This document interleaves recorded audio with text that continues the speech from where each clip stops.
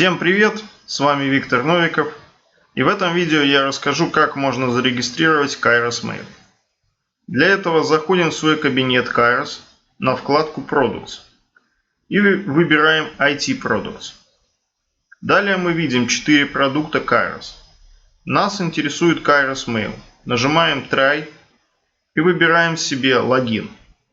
После этого вам на почту придет письмо, где будут ваш логин и пароль. Переходим на сайт mail.kairos-soft.com и вводим присланный нам логин и пароль. И мы попадаем в почтовый сервис Kairos Technologies. На этом все. Если будут вопросы, задавайте. В описании есть мой номер Skype и ссылки для регистрации.